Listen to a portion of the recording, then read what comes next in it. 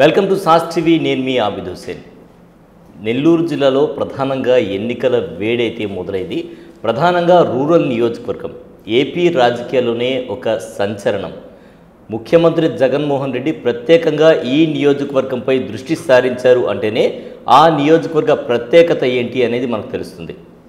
ప్రధానంగా ఇక్కడ పోరాట యోధుడు, ఉద్యమ నాయకుడు కోటమిరెడ్డి శ్రీధర్ రెడ్డి ఓవైపు బరిలో ఉంటే, అంటే తెలుగుదేశం పార్టీ నుంచి ఆయన పోటీ చేస్తూ ఉంటే, మరోవైపు ఓటమి ఎరుగని నాయకుడు ఆదాల ప్రభాకర్ రెడ్డి ఇదే నియోజకవర్గంపై పోటీ చేస్తున్నారు వైసీపీ నుంచి.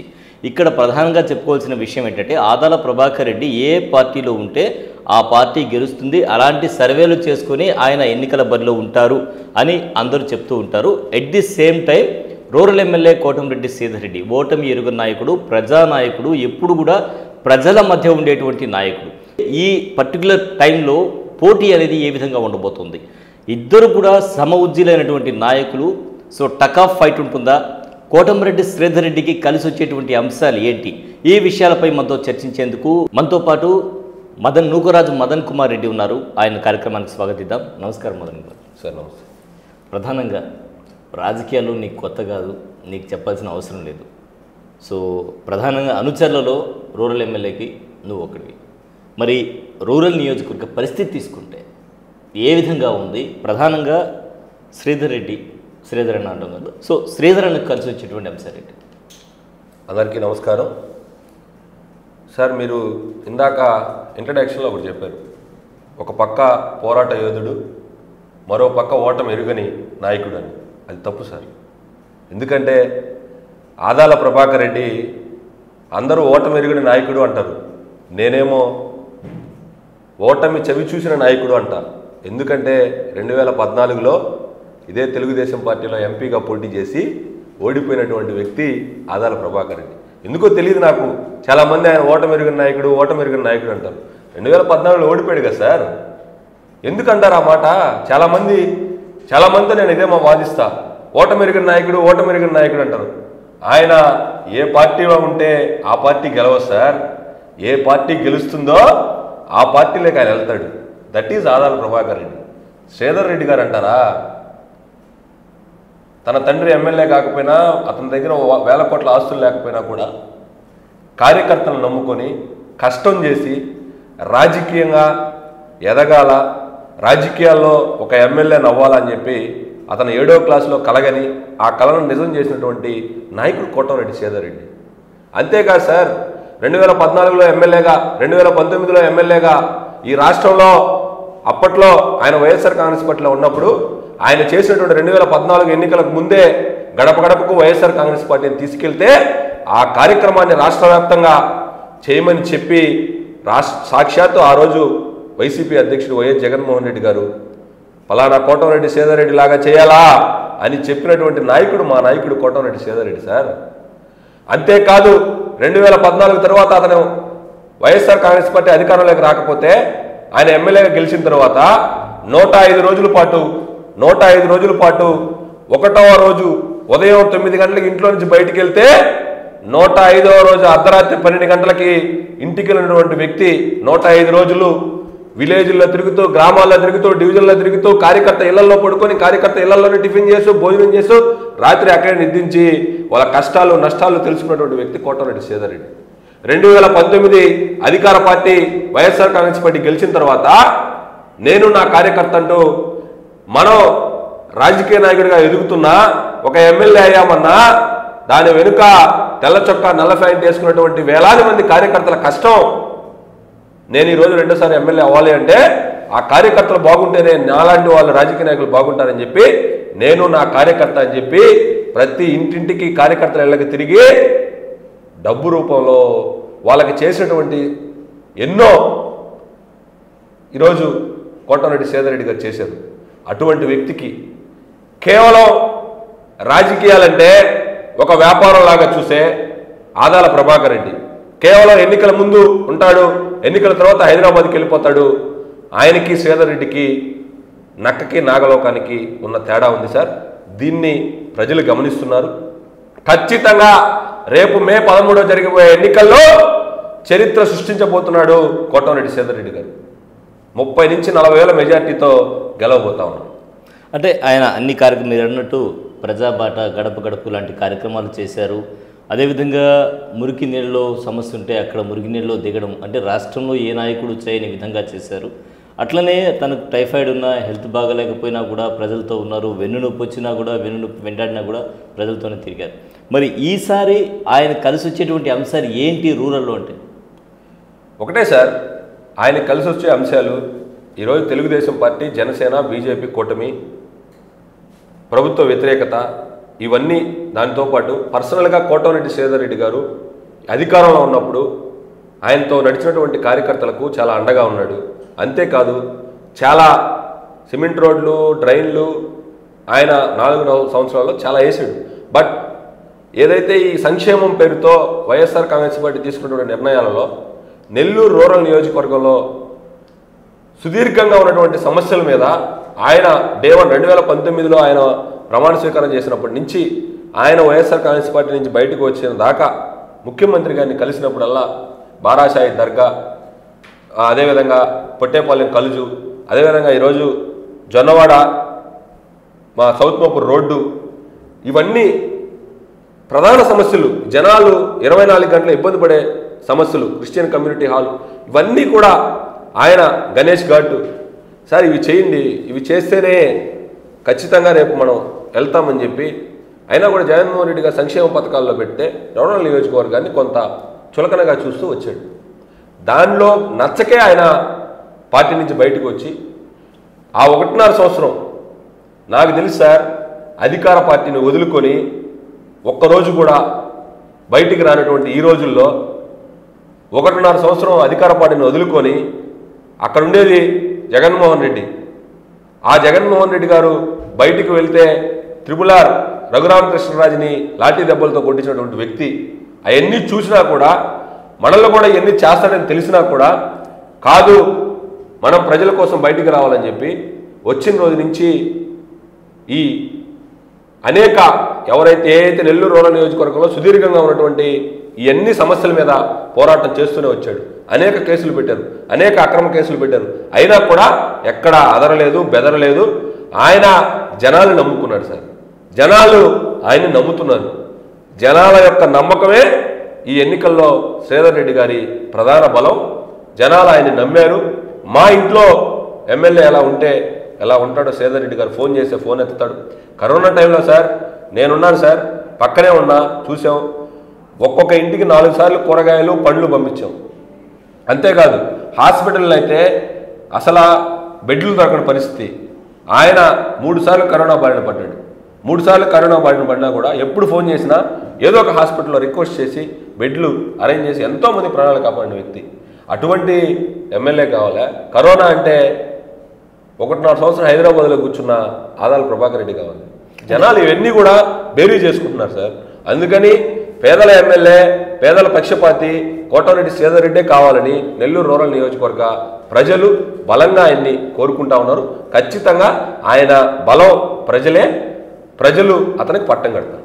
అలాగే మీరు అన్నట్టు బిల్లులు శాంక్షన్ కాలేదని కోటమిరెడ్డి శ్రీధర్ రెడ్డి చాలాసార్లు చెప్పారు. ప్రెస్ మీట్లు కూడా నిర్వహించి చెప్పడం జరిగింది.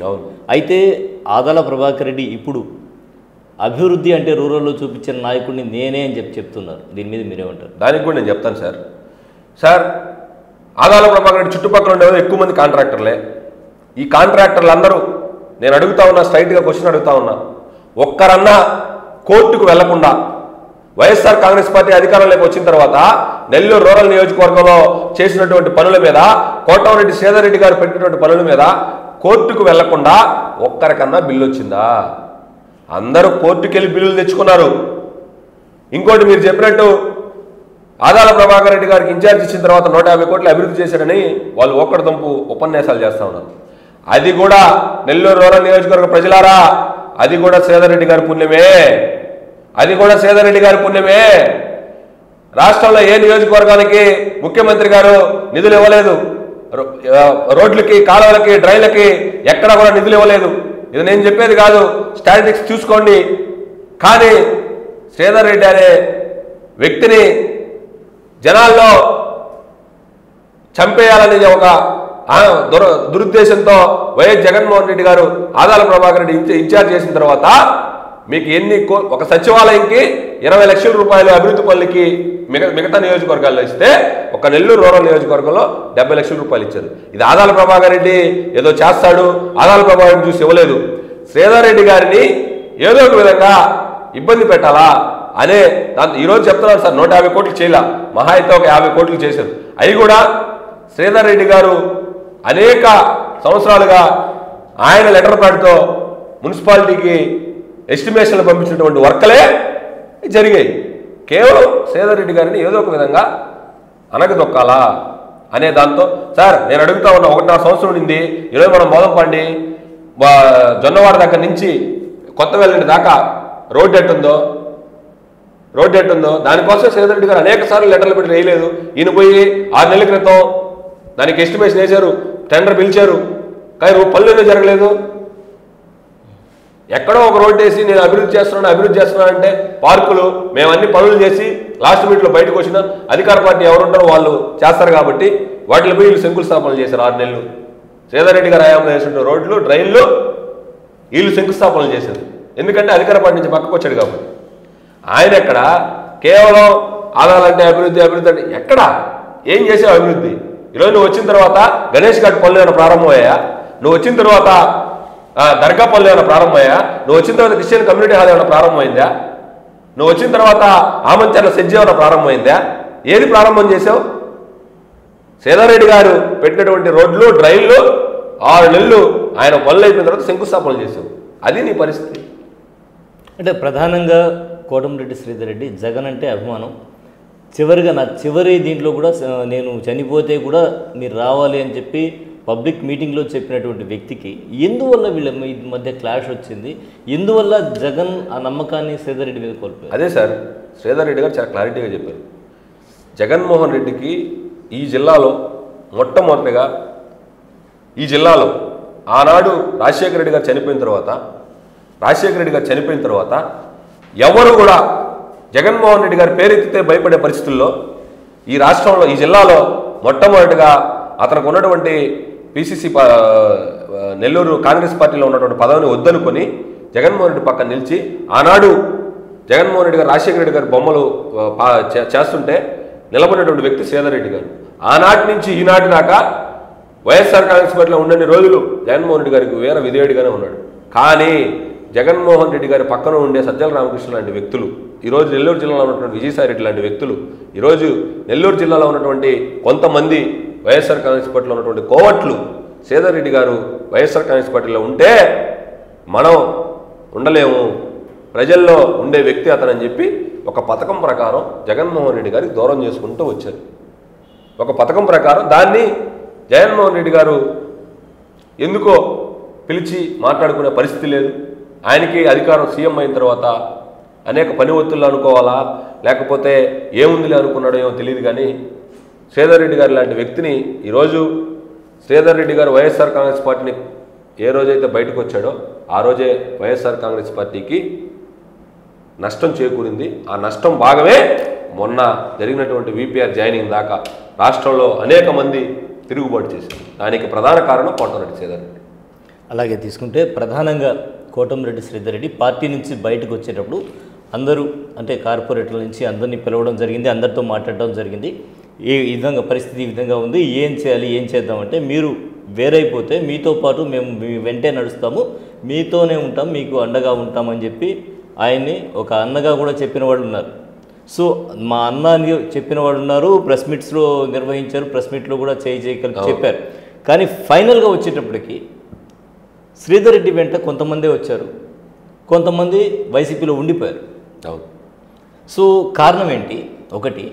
నంబర్ 2, వాళ్ళు కావాలనే వైసీపీలో ఉన్నారు, టీడీపీకి కోవట్లుగా వ్యవహరిస్తూ ఉన్నారు, శ్రీధర్ రెడ్డికి అక్కడ జరిగేటువంటి ప్రతి విషయం చెప్తూ ఉన్నారు, అందుకనే వాళ్ళు వైసీపీలో ఉన్నారని చెప్పేవాళ్ళు కొంతమంది. దీంట్లో వాస్తవం ఏంటి? మీరు 2 క్వశ్చన్లు అడిగారు సార్. ఒకటి, శ్రీధర్ రెడ్డి గారితో అందరం కలిసి ఉంటాము, శ్రీధర్ రెడ్డి గారు తెలుగుదేశం పార్టీకి వెళ్ళిన తర్వాత ఆయనతో కొంతమంది అంటే దాదాపు 11 మంది కార్పొరేటర్లు వచ్చారు, కొంతమంది సర్పంచ్లు ఎంపీటీసీలు వచ్చారు, కొంతమంది వైఎస్ఆర్ కాంగ్రెస్ పార్టీలో ఉన్నారు. దానికి కారణం సార్ ఒకటే, ఆ రోజు అంటే నేను దగ్గరగా ఉన్నాను కాబట్టి నాకు తెలుసు, చాలామంది ఇది నమ్మకపోవచ్చు. డబ్బు ఆశ చూపించి శ్రీధర్ రెడ్డి గారు, నేను గర్వంగా చెప్పగలుగుతాను సార్, నాలాంటి ఒక స్టూడెంట్, నేను కేవలం రాజకీయాలంటే ప్యాషన్, రాజకీయాలంటే ఇష్టం, రాజకీయాలు చేయాలా, 10 మందికి సాయం చేయాలా అని నాలాంటి యువకులు, ఒక మధ్యతరగతి కుటుంబీకుడిని, నా దగ్గర ఏమీ లేదు, నా దగ్గర శ్రీధర్ రెడ్డి గారు ఆశించింది చాలా మంది ఎగ్జాంపుల్ 0 నుంచి హీరోలు చేసినటువంటి వ్యక్తి కోటమిరెడ్డి శ్రీధర్ రెడ్డి. ఈవెన్ నేను ఒక బెస్ట్ ఎగ్జాంపుల్, నెల్లూరు నగరం మేయర్ ఒక బెస్ట్ ఎగ్జాంపుల్. అలాగే 26 మందిలో దాదాపు 26 మంది కూడా 0 నుంచి మీరు చెప్పినట్టు హీరోలు చేసినటువంటి వ్యక్తి శ్రీధర్ రెడ్డి గారు. శ్రీధర్ రెడ్డి గారు నీతి నిజాయితీగా ఉన్న వాళ్ళు ఆయనతో నిలబడిపోయారు. కొంతమంది డబ్బుడికి అమ్ముడిపోయినటువంటి వాళ్ళు ఆదాల ప్రభాకర్ రెడ్డి గారితో. ఆ రోజు మీకు తెలుసు, చాలామంది రాష్ట్ర స్థాయిలో జగన్మోహన్ రెడ్డి పక్కన ఉండే సజ్జల రామకృష్ణారెడ్డి కూడా డైరెక్ట్ కార్పొరేటర్లతో మాట్లాడే, మామూలుగా ఇక్కడుండే ఎమ్మెల్యేతోనే మనం మాట్లాడే పరిస్థితి ఉండదు, ఎంపీతోనే మాట్లాడే పరిస్థితి ఉండదు.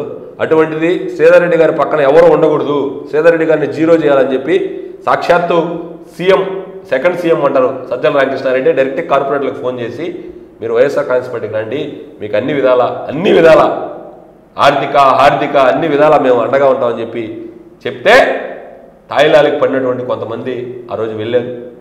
తర్వాత చాలామంది చెప్పారు శ్రీధర్ రెడ్డితో ఉంటే 11 మంది కూడా వెళ్ళిపోతున్నారని. ఎవరు పోలా, శ్రీధర్ రెడ్డి గారితో ఉన్నారు. శ్రీధర్ రెడ్డి గారితోనే వాళ్ళందరూ కూడా లైఫ్ లీడ్ చేస్తారని చెప్పి తెలియజేస్తూ, ఇంకొక విషయం మీరు అడిగారు, వెళ్ళిన వాళ్ళు చాలామంది ఇప్పటికి కూడా తెలుగుదేశం పార్టీ రాలేదు, ఆదాల ప్రభాకర్ దగ్గరే ఉన్నారు, శ్రీధర్ రెడ్డి గారికి కోవట్లుగా ఉన్నారని. 100% సార్. వెళ్ళిన వాళ్ళల్లో అందరూ అని నేను చెప్పను, కొంతమంది శ్రీధర్ రెడ్డి గారికి కోవట్లుగా ఉన్నారు ఇప్పటికి కూడా. నేను ఇప్పుడు చెప్పకూడదు, చెప్పగలరా? పేర్లు చెప్పగలరు? పేర్లు అయితే చెప్పలేను సార్, పేర్లు చెప్పలేను. కానీ ఒకటైతే చెప్పగలుగుతా, శ్రీధర్ రెడ్డి గారి రాజకీయం ఏందో ఎలక్షన్ 3 రోజుల ముందు, పోలింగ్ 13వ తేదీ, 10వ తేదీ లేదా 9వ తేదీ జరిగే పరిణామాలు మీరే చూస్తారు. మహా అయితే ఇంకో 10 రోజులు 15 రోజులు ఉంది. ఆదాల ప్రభాకర్ రెడ్డి దగ్గర ఉండే సగం మంది శ్రీధర్ రెడ్డి గారికి ఆదాల ప్రభాకర్ దగ్గర ఏం జరుగుతుందో పిన్ టు పిన్ చెప్తూ లాస్ట్ 3 రోజుల ముందు చాలామంది ఎలక్షన్ ఎత్తేసి శ్రీధర్ రెడ్డి పక్కన చేస్తారు. అదే బలంగా చెప్పగలుగుతాం. 100% కోవట్లు ఉన్నారు, మీకు దాంట్లో డౌట్ లేదు. 100% ఆదాల ప్రభాకర్ రెడ్డి దగ్గర ఉండేవాళ్ళు చాలామంది ఇప్పటికీ శ్రీధర్ రెడ్డి గారితో, గిరిధర్ రెడ్డి గారితో టచ్లో ఉన్నారు. సో లాస్ట్ ఎన్నికల 3 రోజుల ముందు వాళ్ళు 100% చేయొచ్చు. అది 3 రోజుల ముందు చేస్తారా, ఎందుకంటే లాస్ట్ నైట్ చేస్తారా, వారం ముందు చేస్తారా, 10 రోజుల ముందు చేస్తారా అనేది రాజకీయాల్లో ఇక్కడ చాలా మంది అనుమానం ఏంటంటే 0 నుంచి హీరోస్ చేశారు, మేమంతా మీ వెంటే ఉంటామని చేతిలో చేసి మీడియా ముఖంగా చెప్పినటువంటి పరిస్థితుల్లో కూడా ఎందువల్ల వెళ్ళిపోయారు, ఏం జరుగుతుంది, ఇదేమన్నా రాజకీయ వ్యూహంలో ఒక 100% వ్యూహం? రెండే సార్, ఒకటి డబ్బు, 2 వ్యూహం. ఈ 2 జరుగుతుంది. కొంతమంది తాయిలాలికి పడ్డారు, పన్నోళ్ళు వదిలేశారు. తాయిలాలికి పన్నోళ్ళని కోవట్లుగా ఈరోజు శ్రీధర్ రెడ్డి గారితో చాలామంది టచ్లో ఉన్నారు. అది మాత్రం 100%. సో అక్కడ జరిగే విషయాలు పిన్ టు పిన్ చెప్తున్నారు. నేను చెప్పేది అదే కదా సార్, 40 years శ్రీధర్ అన్న సుదీర్ఘంగా రాజకీయాలు చేస్తున్నాడు. లాస్ట్ 3 రోజులు జరగబోయే పరిణామాలు మీరే చూస్తారు. రైటింగ్ తీసుకుంటే మెజారిటీ విషయం తీసుకుందాం. మెజారిటీ ఏ విధంగా ఉండబోతుంది? గెలుపు ఓకే, మెజారిటీ ఎలా ఉండబోతుంది సార్? 30,000 నుంచి స్టార్ట్ అవుతుంది సార్. 30,000 నుంచి స్టార్ట్ అయ్యి అది 40 రావచ్చు, 50 రావచ్చు, 60 రావచ్చు. ఖచ్చితంగా 30,000కైతే ఒక్క ఓటు కూడా తగ్గే పరిస్థితి లేదు. ఈరోజు సార్ 26 డివిజన్లు, 18 పంచాయతీలు నెల్లూరు రూరల్ నియోజకవర్గం, దాదాపు 2,71,000 చిలుక ఓట్లు. 18 గ్రామాల్లో నేను గర్వంగా చెప్పగలుగుతున్నా, 18 పంచాయతీల్లో 31 గ్రామాలు, 18 పంచాయతీలు. 18 పంచాయతీల్లో దాదాపు 15 పంచాయతీల్లో వైఎస్ఆర్ కాంగ్రెస్ పార్టీకి క్యాడర్ లేదు. తెలుగుదేశం పార్టీ క్యాడర్ శ్రీధర్ అన్న మనుషులు ఈరోజు వైఎస్ఆర్ కాంగ్రెస్ పార్టీ మళ్ళీ తిరిగి సర్పంచులు, ఎంపీటీసీలు, మెంబర్లు అందరూ కూడా, కోఆప్షన్ మెంబర్లు అందరూ కూడా తిరిగి ఈరోజు తెలుగుదేశం పార్టీ శ్రీధర్ అన్న నాయకత్వం కావాలని చెప్పి ఈ మధ్య ఇటీవల కాలంలో 3 నెలల నుంచి వరుసగా జరుగుతున్నటువంటి జాయినింగ్లు మీరు చూస్తూ ఉన్నారు. అందరూ కూడా ఈరోజు శ్రీధర్ అన్న నాయకత్వం తెలుగుదేశం పార్టీ రావాలని చెప్పి ఈరోజు అందరూ కూడా నెల్లూరు రూరల్ నియోజకవర్గంలో 18 పంచాయతీల్లో దాదాపు 15 పంచాయతీలు, మేజర్ పంచాయతీల్లో ఈరోజు భారీ మెజార్టీతో ఈరోజు శ్రీధరన్న గెలవబోతా ఉన్నాం. అంటే శ్రీధరన్నతో పాటు ఇప్పుడు విపిఆర్ వచ్చిన తర్వాత పార్టీ మరింత బలోపేతమైందంటారా? 100% సార్. తెలుగుదేశం ఈరోజు తెలుగుదేశం పార్టీలో శ్రీధరన్న వచ్చిన తర్వాత నెల్లూరు జిల్లాలో తెలుగుదేశం పార్టీ ఏ విధంగా అయితే పుంజుకుందో ఈరోజు వేమిరెడ్డి ప్రభాకర్ రెడ్డి గారు, అదేవిధంగా వేమిరెడ్డి ప్రశాంత్ రెడ్డి గారు, వీళ్ళిద్దరూ తెలుగుదేశం పార్టీలోకి వచ్చిన తర్వాత మరింత రెట్టింపు ఉత్సాహంతో ఈరోజు నెల్లూరు జిల్లా మొత్తం కూడా తెలుగుదేశం, నేను 100% చెప్తున్నాను సార్, నెల్లూరు పార్లమెంటు 3 లక్షల పై చిలుకతో వేమిరెడ్డి ప్రభాకర్ రెడ్డి గారు గెలవబోతా ఉన్నారు. 7కి 7 నియోజకవర్గాలు తెలుగుదేశం పార్టీ గెలవబోతా ఉన్నారు. 7 నియోజకవర్గాలు 7కి 7 నిలబోతుంది. విజయసాయిరెడ్డి గారు అతని జీవితంలో ఎప్పుడు చూడనటువంటి ఓటమిని అతను నెల్లూరు జిల్లా ప్రజలు చూపించబోతున్నారు. మరో టి సుబ్బరామరెడ్డిగా విజయసాయిరెడ్డి గారు మారబోతా ఉన్నారు. రైట్. అదేవిధంగా మైనార్టీల విషయం తీసుకుంటే మైనార్టీ ఓట్లు ఎవరికి పడబోతున్నాయి? బీజేపీతో అలయన్స్ అయిన తర్వాత తెలుగుదేశం పార్టీకి సపోర్టర్స్ మైనార్టీస్ తగ్గారు అనేటువంటి మాట వినబడుతుంది. వాస్తవమేనా సార్? ఎందువల్ల శ్రీధర్రెడ్డితో నడిచేటువంటి అవకాశం ఉంది మైనార్టీ? ఒకటైతే వాస్తవం సార్, మీరు చెప్పింది బీజేపీతో కొంచెం ముస్లిమ్స్, బీజేపీ అంటే కొంత యాంటీ ఉన్నప్పటికీ 1 or 2% మీరు 100% అది మైనస్ ఉంటుంది. బట్ శ్రీధర్ రెడ్డి గారి విషయానికి వచ్చేసరికి ఆ 1 or 2% కూడా బయటికి వెళ్ళే పనే లేదు. ఎందుకు అంటారంటే ఈ జిల్లాలో, ఈ రాష్ట్రంలో, ఈ దేశంలో ముస్లింలు సిఏఏ ఎన్ఆర్సి ఏదైతే సెంట్రల్ గవర్నమెంట్ పెట్టిన తర్వాత ముస్లింల పక్షపాతాన ఈ దేశంలోనే నిలబడినటువంటి ఏకైక వ్యక్తి కోటమిరెడ్డి శ్రీధర్ రెడ్డి. ఈ జిల్లాలో అసలు మైక్లో మాట్లాడాలంటేనే భయపడే పరిస్థితుల్లో మంత్రులు, ఎమ్మెల్యేలు ఇదే వైఎస్ఆర్ కాంగ్రెస్ పార్టీ సిఏఏ ఎన్ఆర్సీకి వ్యతిరేకంగా పార్లమెంట్లో, వ్యతిరేకంగా కాదు అనుకూలంగా, సిఏఏ ఎన్ఆర్సీకి అనుకూలంగా ఇప్పుడు నెల్లూరు ఎంపీగా పోటీ చేస్తున్న విజయసాయిరెడ్డి ఆధ్వర్యంలోనే ఆ రోజు అనుకూలంగా ఎన్డీఏ గవర్నమెంట్కి ఓట్లేసినటువంటి వైఎస్ఆర్ కాంగ్రెస్ పార్టీని కూడా సాక్షాత్తు అవసరమైతే నా ఎమ్మెల్యే పదవిని కూడా తృణప్రాయంగా వదులుకుంటానని చెప్పినటువంటి వ్యక్తి కోటమిరెడ్డి శ్రీధర్. అంటే నిన్న కూడా అంబటి చెప్పారు, మేము బీజేపీకి అనుకూలంగా ఉన్నట్టే ఒక రకంగా అని చెప్పి నిన్న కూడా ప్రెస్ మీట్. అదే సార్ నేను చెప్పేది. ఇప్పుడు ఈరోజు చంద్రబాబు నాయుడు అఫీషియల్గా ఎన్డీఏలో సెంట్రల్ ఖచ్చితంగా రాష్ట్రంలో గెలవబోతున్నాం. సెంట్రల్లో ఖచ్చితంగా ఎన్డీఏ వస్తుంది. ఖచ్చితంగా రాష్ట్రం డెవలప్ అవ్వాలంటే ఎన్డీఏ గవర్నమెంట్ సపోర్ట్ ఉండాలని ఈరోజు చంద్రబాబు నాయుడు జాయిన్ అయ్యాడు. ఈ 5 ఏళ్ళు ఆల్రెడీ ఎన్డీఏతోనే వైసీపీ ఉంది. అది తెలియని సత్యం అందరికీ తెలిసిందే. అది దానిలో భాగంగా జగన్మోహన్ రెడ్డి గారిని కూడా ఎదిరించి ఆ రోజు జగన్మోహన్ రెడ్డి గారి నోటి మాటల చేత అసెంబ్లీలో లేదు మేము బిల్లు పెట్టాం, ఈ రాష్ట్రంలో దాన్ని చేయమని చెప్పించినటువంటి ఏకైక ఎమ్మెల్యే కోటమిరెడ్డి శ్రీధర్ రెడ్డి. అటువంటి ఎమ్మెల్యేతో నెల్లూరు నగరంలో, నెల్లూరు రూరల్లో ఉన్నటువంటి ముస్లిం సోదరులందరూ కూడా ఈరోజు శ్రీధర్ రెడ్డి గారు మేము కష్టాల్లో ఉన్నప్పుడు, మేము ఇబ్బందుల్లో ఉన్నప్పుడు మాతో ఉన్నటువంటి వ్యక్తి కోటమిరెడ్డి శ్రీధర్ రెడ్డి. అందుకని ఈరోజు కోటమిరెడ్డి శ్రీధర్ రెడ్డి గారికే మా ఓటు అని చెప్పి ఈరోజు ముస్లిం సోదరిమణులు అందరూ కూడా శ్రీధర్ రెడ్డి గారికి పట్టం కడతా ఉన్నాం. దాంట్లో ఒక్క ఓటు కూడా ముస్లిం సోదరులది. మిగతా నియోజకవర్గాల్లో మీరు చెప్పినట్టు 1 or 2% మైనస్ అయినా నెల్లూరు రూరల్ నియోజకవర్గంలో మాత్రం ముస్లిం సోదరులందరూ కూడా శ్రీధర్ రెడ్డి గారు పట్టం కడతారు. అలాగే తీసుకుంటే ఇంకోటి సార్, ఇదే ముస్లిం సోదరుల్ని ఎన్ఆర్సీ, ఎన్పిఆర్కు, సిఐకి వ్యతిరేకంగా ఇప్పుడు పోటీ చేసినటువంటి ఆదాల ప్రభాకర్ రెడ్డి గారికి వాళ్ళ ఇంటికి వెళ్ళి, వీడియోలు కూడా ఉన్నాయి, వాళ్ళ ఇంటికి వెళ్ళి సార్ ఒక స్టేట్మెంట్ ఇవ్వండి, మీరు ఎంపీ, మీరు పార్లమెంట్లో వినిపించండి, ఏంది మీరు అరుస్తున్నారని చెప్పి వీడియోలు కూడా వైరల్ అయినటువంటి వీడియోలు మీరు అందరూ కూడా చూస్తున్నారు. ముస్లింలు మత పెద్దలందరూ వెళ్ళి ఆదాల ప్రభాకర్ ఇంటికి సార్ మీరు ఎంపీ, మేమందరం ఓట్లేస్తే మీరు గెలిచారు, మీరు ఒక మాట చెప్పనంటే మీరు చెప్తే నేను చెప్పాలా, మేము చెప్పం అని చెప్పినటువంటి వ్యక్తి ఆదాల ప్రభాకర్ రెడ్డి. అటువంటి వ్యక్తికి ఈరోజు ముస్లిం సోదరులు అండగా ఉంటారా? నా ఎమ్మెల్యే పదవిని తృప్రాయంగా వదులుకుంటా, సిఏఏ, ఎన్ఆర్సీ, ఎన్పిఆర్లు ఆంధ్ర రాష్ట్రంలో అమలు కాకూడదు అని పోరాడినటువంటి వ్యక్తి కోటమిరెడ్డి శ్రీధర్ రెడ్డి. కోటమిరెడ్డి శ్రీధర్ రెడ్డికి పట్టం కడతారా? ముస్లిం సోదరులు ఒకసారి ఆలోచించాలని కూడా కోరుకుంటాం. అలాగే తీసుకుంటే కుటుంబ సభ్యుల విషయం తీసుకుంటే ప్రధానంగా 4 నెలల క్రితమే కోటమిరెడ్డి శ్రీధర్ రెడ్డి కుటుంబ సభ్యులు బయటకు వచ్చి ఆయన కోసం ప్రచారం చేశారు, ఎప్పుడు లేని విధంగా. సో ఈసారి మిగతా ఎవరు శాసనసభ్యులు ఎవరైతే ఉన్నారో వాళ్ళ కుటుంబ సభ్యులు కానీ, అపోజిషన్ పార్టీస్లో ఉండేటువంటి వాళ్ళ కుటుంబ సభ్యులు కానీ అందరూ కూడా బయటకు వస్తున్నారు, వాళ్ళందరూ కూడా ప్రచారం చేస్తున్నారు. సో మొత్తానికి ప్రచారానికి నాంది పలికిందంటే కోటమిరెడ్డి శ్రీధర్ గతంలో ఎప్పుడూ లేని విధంగా. ఎందుకని ఈసారి ఎన్నికలు అంత కీలకంగా మారిపోయాయి? కుటుంబ సభ్యులు వచ్చి ప్రచారం చేసేంత కీలకంగా మారడానికి కారణం ఏంటి? ఒకటైతే వాస్తవం సార్, 2019లో కూడా కోటమిరెడ్డి శ్రీధర్ గారి కుటుంబ సభ్యులు తిరిగారు.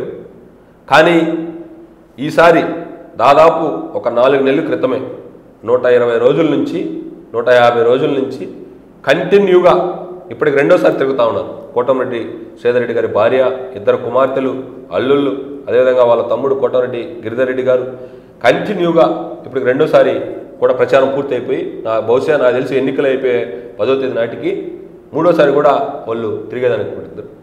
కోటమిరెడ్డి శ్రీధర్ రెడ్డి గారు బలంగా నమ్మే వ్యక్తి సార్.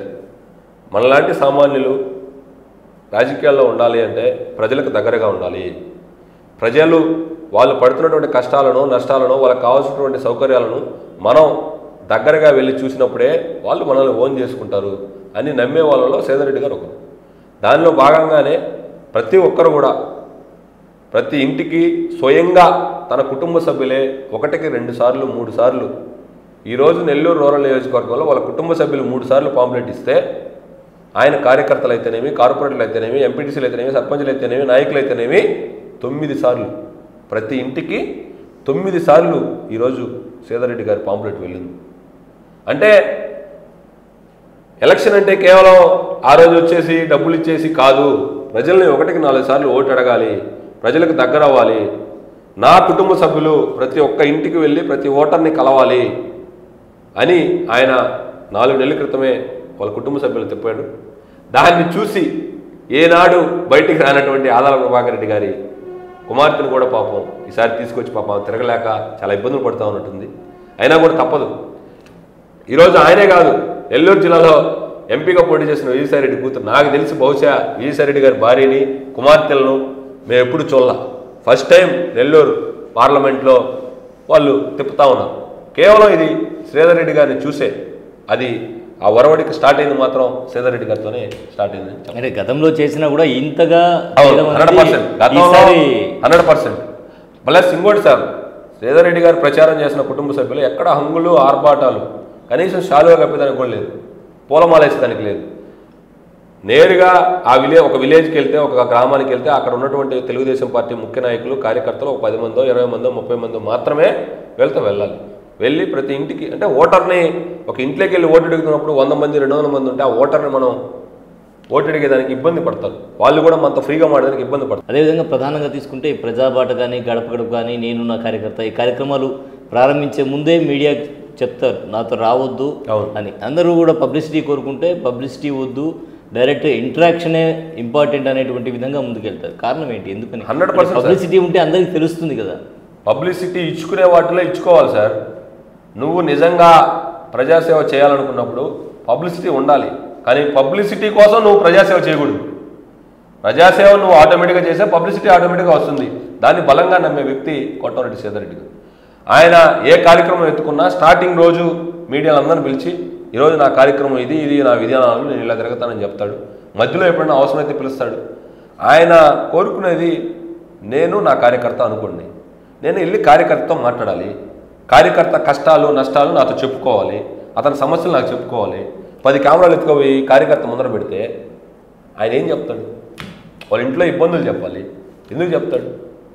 ఆయన ఒంటరిగా రూమ్లోకి వెళ్ళి తలుపేసుకొని అతనికి బాధలు సాధకాలు ఏదైనా ఉంటే నేరుగా ఎమ్మెల్యేకి చెప్పుకుంటాడు.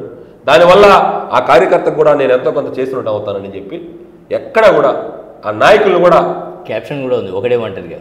ప్లస్ అది మొన్న సార్ నేను చెప్పేది, నేను నా కార్యకర్త మొన్న ఒకడే ఒంటరిగా కూడా వీధులన్నీ తిరిగాడు. దాదాపు 1 లక్షల మందిని కలిశాడు. ఎందుకు? ఒక షాప్లోకి వెళ్ళాడు, షాప్లో కూర్చున్నాడు. అసలు ఏం జరుగుతుంది, శ్రీధర్ రెడ్డి గారి మీద ఏదైనా మైనస్లు ఉన్నాయా, ప్లస్లు ఉన్నాయా అనేది ఓటరు డైరెక్ట్గా ఎమ్మెల్యే గారికి చెప్తారు. దాన్ని ఆయన సరి చేసుకునేదానికి అవకాశం ఉంటుంది. అందుకనే ఎక్కువగా ఎమ్మెల్యే గారు ఒంటరిగా తిరిగేదానికి, జనాలతో ఇంటరాక్ట్ అయ్యేదానికి ఇష్టపడతాడు. అంటే మీరు మైనస్లు అన్నా మీ దృష్టికి వచ్చాయా?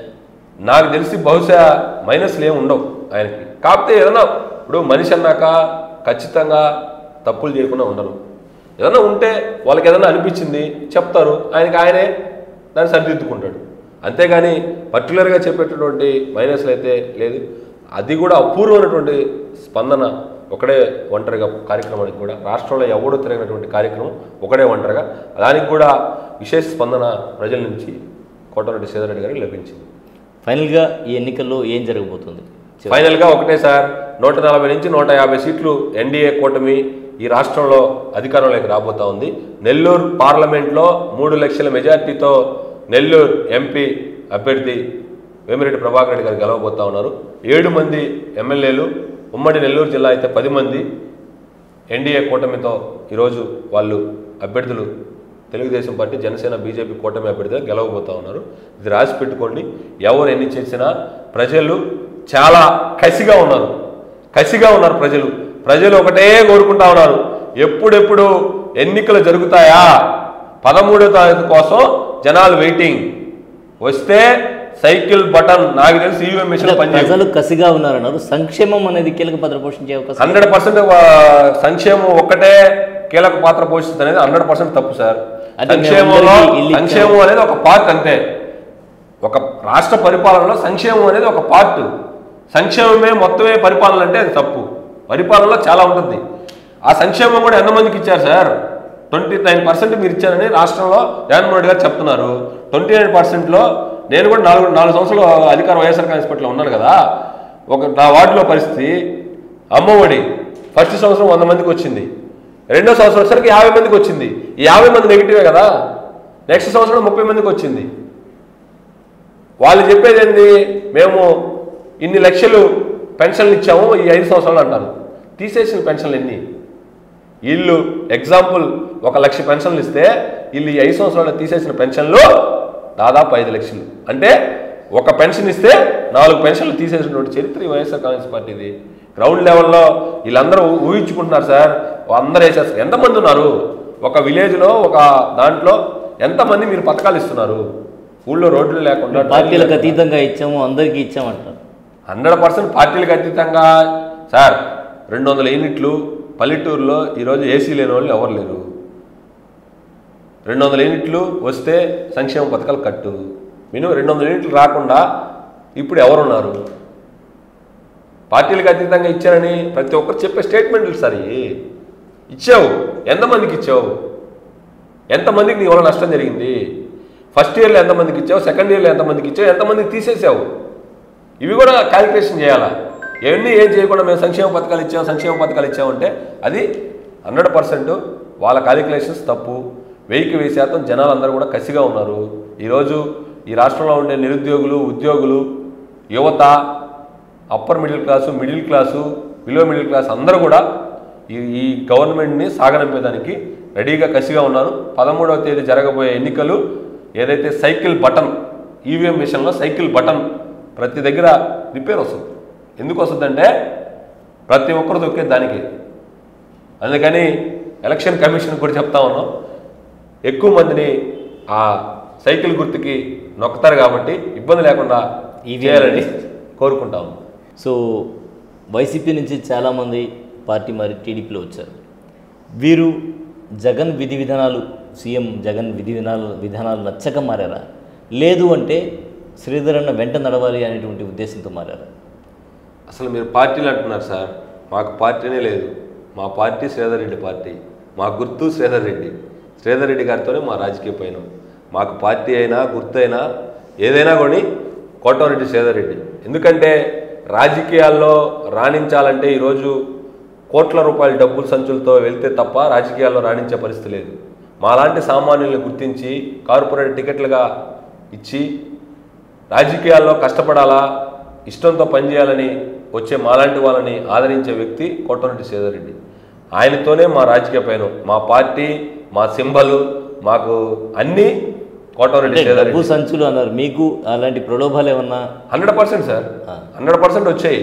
బట్ ఒక్కసారే నాకు వేరే వాళ్ళ చేత, అది కూడా వాళ్ళు చేసే ధైర్యం లేదు. ఎందుకంటే కోటమిరెడ్డి శ్రీధర్ రెడ్డి గారిని వదిలి నేను రానని వాళ్ళకి తెలుసు. ఒక్కరి చేత, నాకు అత్యంత ఆప్తులైనటువంటి ఒక హైదరాబాద్లో ఉంటే వాళ్ళ చేత ఫోన్ చేయించారు. ఒకటే చెప్పా, నన్ను వాళ్ళు కొనే పరిస్థితి లేదు, నేను అమ్ముడుపోయే పరిస్థితి లేదు, నన్ను కొనాలంటే వాళ్ళు సరిపోరులే అని చెప్పి నేను ఫోన్ పెట్టేసి అప్పటి నుంచి అయితే నాకైతే ప్రలోభాలు అయితే రాలేదు. ఎంత ఆఫర్ చేశారు చెప్పగలలేదు సార్ అవన్నీ. ఎందుకంటే నాలాంటోడు ఒక్కొక్కరికి ఒక్క రేటు పెట్టారు సార్ వాళ్ళు. బలంగా ఉండే వాళ్ళకి ఒక రేటు, రకరకాలు పెట్టారు. అవన్నీ మనం చెప్పడం కరెక్ట్ కాదు. కానీ నేనైతే ఒకసారి నాకు చెప్పిన తర్వాత నాకైతే ఎటువంటి ప్రలోభాలు రాలేదు. ఎందుకంటే కోటమిరెడ్డి శ్రీధర్ రెడ్డి గారితో మేము చాలా సన్నిహితంగా, ముఖ్యంగా ఆయన కోసమే పనిచేసే వ్యక్తులుగా మళ్ళీ అయితే రాలేదు. ఒకసారి ఫస్ట్ టైం వచ్చింది. తర్వాత ఎవరు మనల్ని ఆ పరిస్థితి టచ్ చేయలేదు. రైట్. సో మొత్తానికి రూరల్ నియోజకవర్గంలో ఈసారి మాత్రం కోటమిరెడ్డి శ్రీధర్ రెడ్డి గెలవబోతున్నారు. ఎట్టి పరిస్థితుల్లో ప్రజలందరూ కూడా ఆయనకే అండగా నిలుస్తారు. అలాగే ముస్లిం మైనార్టీలు స్పెషల్లీ ఆయన వెంట నడిచేటువంటి అవకాశం ఉంది. అందరూ కూడా ఆయనకే ఓటేస్తారు. దాదాపుగా మంచి మెజార్టీతో, అద్భుతమైనటువంటి మెజార్టీతో గెలవబోతున్నారు. అదే కాకుండా 140 సీట్లు రాష్ట్రంలో కూడా కైవసం చేసుకుంటుంది. జిల్లాలో తీసుకుంటే 7 సీట్లు టీడీపీవే క్లీన్ స్వీప్ చేస్తుందని చెప్తూ ఉన్నారు. ఎట్టి పరిస్థితుల్లో ప్రత్యర్థి గెలిచేటువంటి అవకాశమే లేదు అంటున్నారు మదన్ రెడ్డి. మరి ఇది ఇవాల్టి స్పెషల్ ఇంటర్వ్యూ. మరో స్పెషల్ ఇంటర్వ్యూలో మళ్ళీ కలుద్దాం. అంతవరకు సెలవు. నమస్కారం.